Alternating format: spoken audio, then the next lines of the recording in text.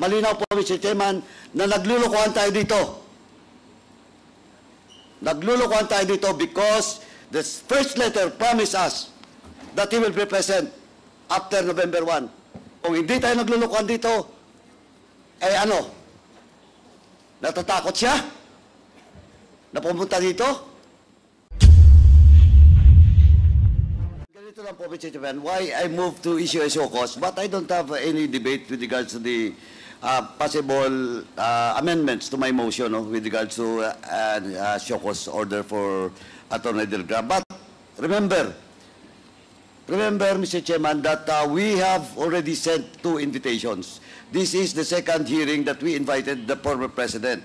And the first invitation was answered by Attorney Delgra, for on behalf of the president, in the absence of that authority being requested by this committee through this representation during the last hearing. Now, Mr. Chairman, looking at the answer, looking at the reply of Attorney Delgra on the first hearing, well, in fact, Mr. Chairman, naglulukuhan tayo dito. Why?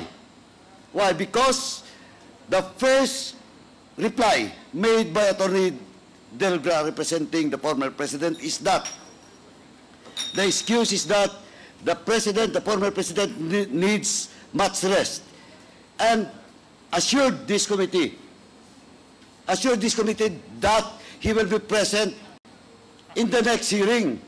At the same time, he has a specific date, Mr. Chairman, given to this committee through this letter, after November 1. And let me read, Mr. Chairman, allow me to read in toto the portion of such reply coming from Attorney Delgra. Hence, my client respectfully requests to defer his appearance before the Honorable Committee scheduled tomorrow. Rest assured of my client's willingness to appear before the House of Representatives on some other available date, preferably after November 1, 2024. And for the record, Mr. Chairman, the invitation that was sent to the former president and was answered by Attorney Delgra was before the presence of the former president in the Senate. And he has promised us, this committee, through his letter, that after November 1, he will be present in today's hearing. Ano to? Naglulukuhan tayo dito? Well, in fact, I will not discuss and argue with our colleague, Congressman Kit Flores, with regards to the content of this second letter. But, malinaw po, Mr. Chairman, na naglulukuhan tayo dito.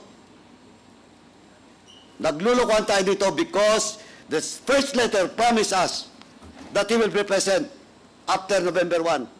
Kung hindi tayo naglulukuhan dito, eh ano? Natatakot siya? Na pumunta dito? That's why, Mr. Chairman, that's why my first motion was to issue a show cause order for Attorney Delgra to answer both letters. And, Mr. Chairman, and I would like to reiterate once again that we should invite again the former president to be present in the next hearing. Mr. Chairman. Thank you, Mr. Chairman. Thank you, Congressman Paduano. Mr. Chair. As I promised, Congressman Fernandez, and then we will rule on the motion. Okay.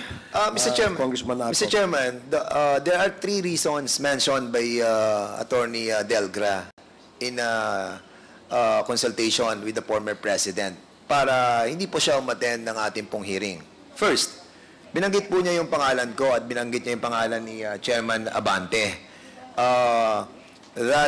Nag-prejudge na po kami doon sa mga binanggit niya po doon sa Senado, and citing some provision of Republic Act 9851, particularly Section 6 on the willful killing. And with this, Mr. Chairman, we are being accused that nabahidan ng prejudgment yung mga issue that he mentioned. With that, Mr. Chairman, para lang po mawala na tong issue to. Again, Mr. Chairman, I'm willing, this representation is willing to inhibit myself in asking questions with regards to this willful killing. And I hope that my co-chair here, Chairman Abante, will do the same in relation to the first issue that the former president, with consultation of his lawyer, cited in this letter. Secondly, that's the reason why we asked the presence of Colonel Grijaldo to be here, because he accused us of coercion and harassment and threats. And that's the reason why we are questioning, no, yung mga medical certificate that he submitted to this Congress. We wanted that the integrity of this Quadcom will be cleared eventually. And with that, Mr. Chairman, eradicating the coercion and harassment and the threats that he accused us, then the reason for the President not to attend on this Quadcom will be eliminated. Thirdly, Mr. Chairman, the only last reason that he mentioned in this letter is all questions were already answered in the Senate. And that is not true, because we have a lot of 20,000 questions that we wanted to ask him.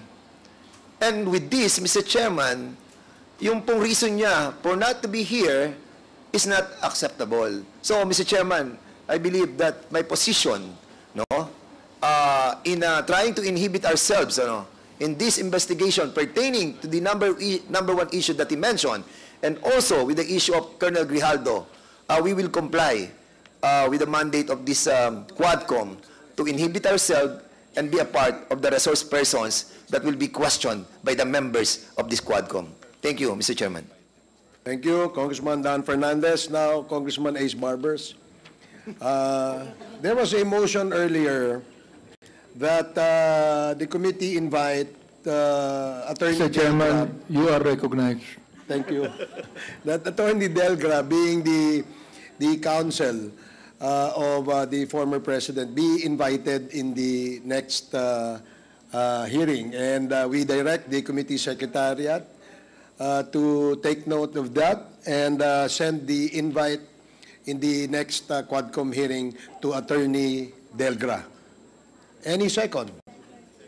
Duly seconded. Any objections? I object, Mr. Chair. May I know what is the objection of Congressman? We'll get nothing from him, Mr. Chair. He always just gonna say is that that is what my client said. So that's the end of it, Mr. Chair. 1 minute suspension.